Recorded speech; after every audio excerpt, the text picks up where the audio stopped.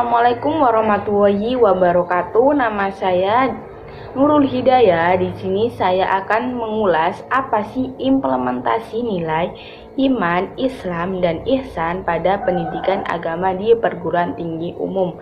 Di sini saya mengutip dari Jurnal Manajemen Pendidikan Islam volume 2 nomor 1 2021. Islam adalah mengantarkan peserta didik menjadi insan yang mutakin, yang memiliki keimanan yang kuat serta akal yang diselimuti dengan nilai-nilai tauhid sehingga tidak mudah dipengaruhi oleh ajaran baru atau ajaran yang menyimpang dari agama.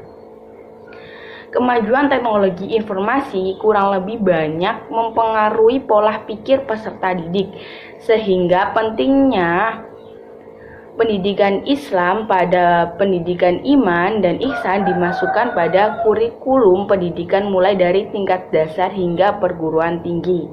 Atas mengatakan bahwa belajar yang sebenarnya ialah belajar tentang manusia.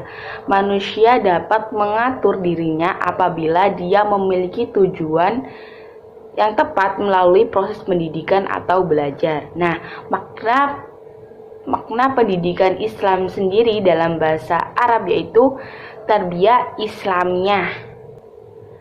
Kompetensi dalam mengungkapkan berbagai bahasa lisan maupun tulisan serta memiliki beberapa keterampilan merupakan bagian dari tarbiyah atau pendidikan Islam. Adapun kata ta'dib secara bahasa dalam kehidupan sering diartikan sopan santun yang mencerminkan kepribadian yang baik. Dalam ensiklopedia agama dan filsafat dijelaskan bahwa Islam adalah agama Allah yang diperintahkan untuk mengajarkan tentang pokok-pokok serta peraturan kepada Nabi Muhammad SAW dan menugaskannya untuk menyampaikan agama tersebut kepada seluruh manusia dan mengajak mereka untuk memeluknya. Iman, Islam, dan ihsan pada pendidikan. Ketika bicara tentang pendidikan, maka berbagai aspek terkait dengan pendidikan bisa dikaji dari berbagai sudut pandang. Pada hakikatnya, pendidikan terkait dengan kehidupan manusia. Karena manusia selain sebagai subjek pendidikan juga sebagai objek pendidikan. Nah, pentingnya memahami sejarah mendalam tentang iman, Islam dalam konsep pendidikan, maka laka dan konsep serta konsep pendidikan akan lebih jelas. Nah, tujuan pendidikan sendiri yaitu bukan hanya mencerdaskan manusia, tapi juga bagaimana aktivitas pendidikan bisa dilandasi dengan iman, Islam, dan ihsan. Kata iman secara bahasa adalah pengakuan atau pembenaran, pengikraran dalam hati yang mencakup dua hal, yaitu konsep iman dan konsep Islam. Dalam ihsan mempunyai keterkaitan antara ketiga konsep tersebut, yaitu meyakini apapun yang berhubungan dengan nilai-nilai tauhid, percaya terhadap rukun iman sehingga menimbulkan ketenangan, kedamaian, keselamatan dengan menjalankan rukun Islam. Implementasi iman, Islam, dan ihsan dari ketiga landasan tersebut saling mempengaruhi satu sama lain.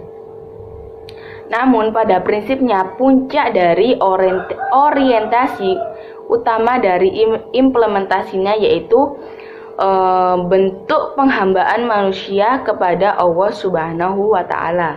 Iman berada pada pemahaman teoritik, sedangkan Islam berada pada tataran aplikatif. Ihsan merupakan hasil tujuan orientasi maupun motivasi pendidikan sebagai proses ibadah dalam Islam. Tanda adanya satu kesatuan dari tiga hal tersebut, yaitu aktivitas pendidikan yang bernilai ibadah. Hasil dari proses pendidikan Islam berkonsentrasi pada kesempurnaan akhlakul karimah. Pembinaan akhlak dalam Islam menjadi tujuan utama dari hasil proses pendidikan. Hal ini dapat dilihat dari hadis yang menjelaskan misi kerasulan Nabi Muhammad SAW, yaitu sebagai berikut. Dari Abu Hurairah radhiyallahu anhu, sesungguhnya Rasulullah shallallahu alaihi wasallam telah bersabda, "Aku diutus untuk menyempurnakan akhlak yang mulia." Pentingnya implementasi iman, Islam, serta ihsan pada dunia pendidikan agama Islam di perguruan tinggi umum mempengaruhi pada karakter dan akhlak yang mulia.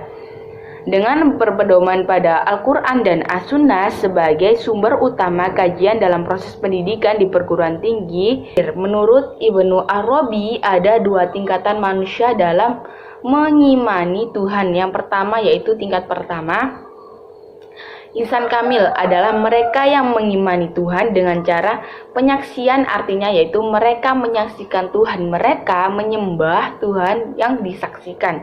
Yang kedua yaitu manusia beragam pada umumnya. Mereka mengimani Tuhan dengan cara pendefinisian, artinya mereka tidak menyaksikan Tuhan, akan tetapi mereka mendefinisikan Tuhan. Mereka mendefinisikan Tuhan berdasarkan sifat-sifat serta nama-nama Tuhan, yaitu Asmaul Husna. Sekian dari saya. Wassalamualaikum warahmatullahi wabarakatuh.